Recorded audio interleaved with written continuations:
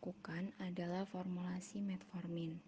Metformin sendiri adalah obat yang digunakan untuk menurunkan kadar gula darah yang meningkat pada penderita diabetes.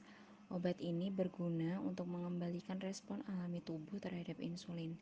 Metformin ditujukan untuk penderita diabetes tipe 2 yang cara kerja obat ini dengan meningkatkan efektivitas tubuh dalam menggunakan insulin untuk menekan peningkatan kadar gula darah. Bahan-bahan yang akan digunakan pada formulasi tablet metformin ini antara lain metformin HCl itu sendiri sebagai bahan aktif, lalu ada Exbloctab sebagai bahan penghancur. Yang Exbloctab sendiri disebut juga sebagai sodium sterglycolate atau Primagel yang merupakan garam sodium karboksil. Mengandung tidak kurang dari 2,8% dan lebih dari 4,2% sodium dihitung terhadap zat yang dikeringkan. Exbloctab sendiri merupakan bahan penghancur yang efektif digunakan dalam pembuatan tablet baik secara granulasi maupun cetak langsung dan memiliki sifat alir yang baik. Kemampuan Exbloctab ini sangat baik karena memiliki kemampuan mengembang yang cukup besar sehingga dapat membantu proses pecahnya tablet. Di samping itu, Exbloctab juga menghasilkan waktu hancur yang cepat. Lalu ada talkum sebagai bahan pelicin. Talkum sendiri digunakan karena dapat meningkatkan fluiditas massa yang dikempa, sehingga massa tersebut dapat mengisi dye dalam jumlah yang seragam. Talkum sendiri juga memiliki harga yang murah dan mudah didapatkan, tidak diabsorpsi secara sistemik sehingga tergolong tidak beracun, dapat berfungsi sekaligus sebagai bahan pelincir, anti lekat, dan bahan pelicin sehingga efeknya optimal, serta dapat mencegah timbulnya noda gelap pada tablet karena talkum dapat terdistribusi lebih homogen sehingga tablet yang dihasilkan akan memiliki penampilan fisik yang baik. Lalu ada magnesium stearat sebagai lubrikan. Magnesium stearat sendiri merupakan lubrikan yang baik karena dapat mengurangi fraksi antara permukaan dinding atau tepi tablet dengan dinding dye saat kompresi. Lalu digunakan gelatin sebagai bahan pengikat. Gelatin sendiri adalah suatu zat yang diperoleh dari hidrolisa parsial kolagen dari kulit, jaringan ikat putih, dan tulang hewan. Gelatin merupakan bahan pengikat yang baik karena mempunyai kekuatan pengikatan yang tinggi sehingga menghasilkan granul yang seragam dengan daya kompresibilitas dan kompaktibilitas yang bagus. Lalu yang terakhir digunakan Avicel pH 102 sebagai bahan pengisi. Avicel pH 102 sendiri merupakan selulosa yang terdepolimerasi parsial berwarna putih, tidak berasa, tidak berbau, serbuk kristal yang terdiri atas partikel poros, tidak larut dalam asam encer, dan sebagian pelarut organik. Dalam formula tablet terutama sangat berguna dalam memperbaiki kekerasan dan waktu hancur. Kemudian kita akan mengetahui disolusi dari tablet metformin ini. Hal ini didasarkan pada Farmakope Indonesia edisi ke-6.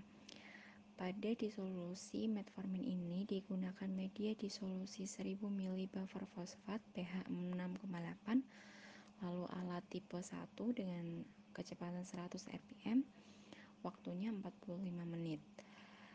Caranya, lakukan penetapan jumlah C4H11N5HCl atau metformin HCl yang terlarut dengan mengukur serapan filtrat alikot.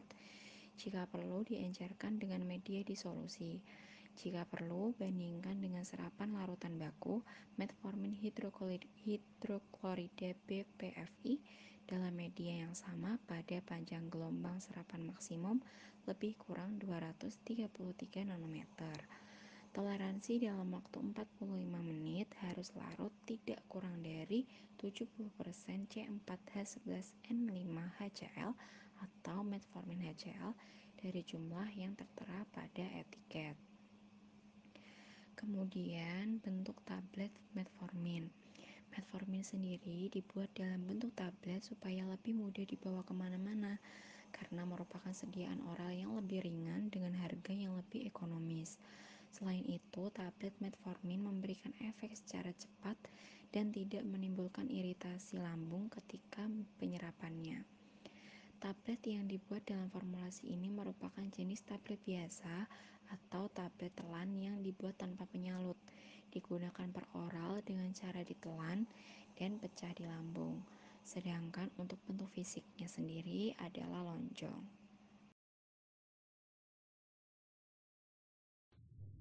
Kemudian ada ukuran tablet metformin. Pada kasus ini, tablet metformin berbentuk lonjong dan pada pengukuran didapat panjang tablet sebesar 1,8 cm atau sekitar 0,7 inci, sedangkan lebar tablet sebesar 0,97 cm atau sekitar 0,4 inci. Ketebalan tablet sebesar 0,6 cm atau sekitar 0,2 inci. Karena tablet berbentuk lonjong, diameter 1 merupakan lebar dari tablet dan diameter 2 merupakan panjang dari tablet. Dari data yang didapat, ukuran tablet sudah memenuhi Farmakopeia Indonesia 3 karena diameter 2 dari tablet tidak lebih dari 3 kali tebal tablet, tetapi perbandingan diameter 1 dan tebal tablet tidak memenuhi Farmakopeia Indonesia 3 karena diameter 1 berukuran lebih dari 3 kali dari tebal tablet. Hal ini dikarenakan bentuk tablet yang lonjong atau oval. Tetapi dapat terjadi sedikit perbedaan pada setiap tablet yang diproduksi dikarenakan tablet ini diproses menggunakan alat yang mana mungkin saja menjadi salah satu penyebab terjadinya perbedaan ukuran walaupun perbedaannya hanya sedikit. Warna tablet metformin. Warna dari sediaan ini yaitu putih. Hal ini dikarenakan tablet tidak ditambahkan bahan tambahan berupa pewarna. Warna putih sendiri berasal dari zat aktif yaitu metformin hidroklorida yang memiliki pemerian serbuk putih atau serbuk blur putih atau hampir putih dan bahan tambahan lainnya yang pada saat ditambahkan tidak menimbulkan inkompatibilitas fisik berupa perubahan warna. Kemudian ada kekerasan tablet metformin. Pada acuan, pengujian kekerasan tablet dilakukan dengan menggunakan alat digital hardness tester. Tablet diletakkan horizontal, kemudian alat dikalibrasi hingga berada di titik 0,0. Kemudian alat diputar hingga tablet menjadi pecah. Kemudian skala yang dinyatakan dalam kilogram dibaca dan dicatat. Percobaan dilakukan sebanyak 10 kali dan dihitung harga putarannya. Dari hasil pengujian diperoleh rata-rata angka kekerasan tablet metformin tanpa tambahan ekstrak adalah 7,38 kg dan untuk tablet dengan penambahan ekstrak diperoleh rata-rata sebesar 4,24 kg. Kedua tablet telah memenuhi syarat yaitu tekanan harus berada di minimum 4 kg. Kemudian kekerasan tablet biasanya antara 4-8 kg. Angka kekerasan biasanya berbanding terbalik dengan kerapuhan. Semakin besar kekerasan, maka semakin kecil angka kerapuhan atau sebaliknya.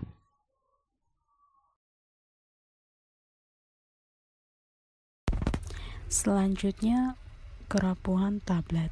Tujuan dari kerapuhan tablet yaitu untuk mengetahui ketahanan permukaan tablet terhadap gesekan yang dialami ketika tablet mengalami pengemasan, penyimpanan, dan pengiriman. Batas kerapuhan yang baik pada tablet adalah tidak lebih dari 1%. Kerapuhan di atas menunjukkan tablet yang rapuh dan kurang baik. Kerapuhan tablet akan mengurangi nilai estetikan karena akan menimbulkan berkurangnya kadar zat aktif dan mempengaruhi efek terapeutik yang ditimbulkan. Nah, alat yang untuk menguji kerapuhan tablet yaitu Freehabilitor. Alat ini memperlakukan sejumlah tablet terhadap gabungan pengaruh goresan dan guncangan dengan memakai sejenis kontak plastik yang berputaran pada kecepatan 25 rpm, menjatuhkan tablet sejauh 6 inci pada setiap putaran. Biasanya tablet yang telah ditimbang diletakkan di dalam alat itu, kemudian dijalankan sebanyak 100 putaran. Selanjutnya, waktu hancur. Waktu hancur pada tablet merupakan faktor penentu dalam pelarut obat. Sebelum obat larut dalam media pelarut, maka tablet terlebih dahulu pecah menjadi partikel-partikel kecil sehingga daerah permukaan partikel menjadi luas. Semua tablet harus melalui pengujian daya hancur secara resmi yang dilaksanakan in vitro dengan alat uji khusus atau biasa disebut disintegration tester. Secara singkat, alat ini terdiri dari rancangan yang dipasang 6 pipa gelas yang ujungnya terbuka dan diikat secara vertikal. Persyaratan menurut Farmakope Indonesia edisi 3 1979, kecuali dinyatakan lain, semua tablet harus hancur tidak lebih dari 15 menit untuk tablet yang tidak bersalut dan tidak lebih dari 60 menit untuk tablet yang bersalut. Bila 1 atau 2 tablet tidak hancur sempurna, ulangi pengujian dengan 12 tablet lainnya. Selanjutnya, bahan aktif yaitu metformin HCl. Bahan tambahan yaitu Expoctab sebagai bahan peningkat, talc sebagai bahan glikan, MG stearat sebagai bahan lubrikan, gelatin sebagai bahan pelicin, Avisal pH sebagai bahan pengisi.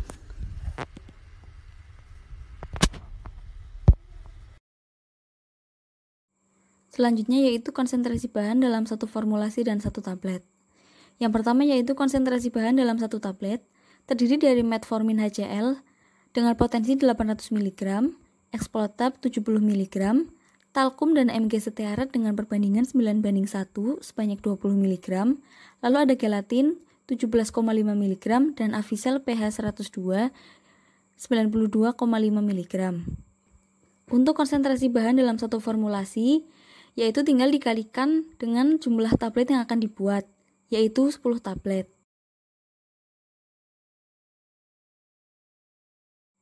Cara pembuatan tablet. Yang pertama yaitu metformin ditambahkan Avisal pH 102 dan Expoctab, kemudian dicampurkan hingga homogen. Campuran ditambahkan gelatin dan dicampur hingga terbentuk massa granul basah. Massa granul basah diayak dengan menggunakan ayakan 16 mesh, lalu dikeringkan dalam oven pada suhu 40 hingga 50 derajat Celcius. Granul kering yang terbentuk selanjutnya diayak dengan menggunakan ayakan 18 mesh. Sebelum dibuat tablet, dilakukan uji sifat fisik pada granul tersebut. Granul yang sudah melewati uji sifat fisik, selanjutnya ditambahkan fase eksternal yaitu MG stearat dan talkum. Selanjutnya, dicetak menggunakan mesin pencetak tablet menjadi tablet jadi.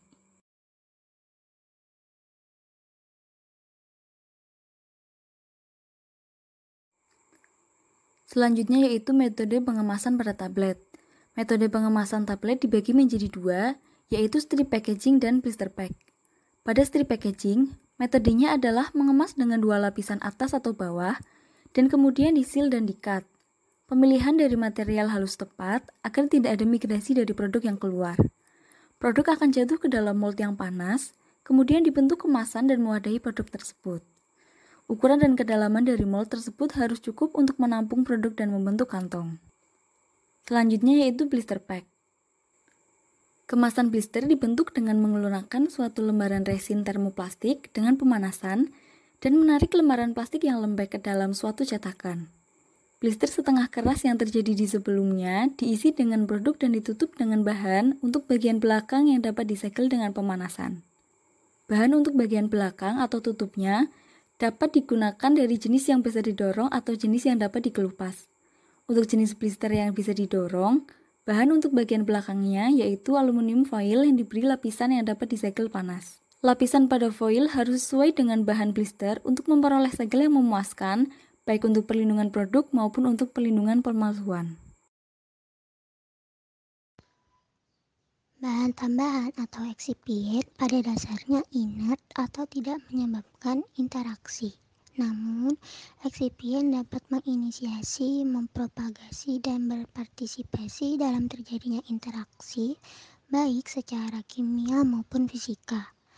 Interaksi tersebut dapat terjadi karena ada gugus fungsional yang berinteraksi secara langsung dengan zat aktif.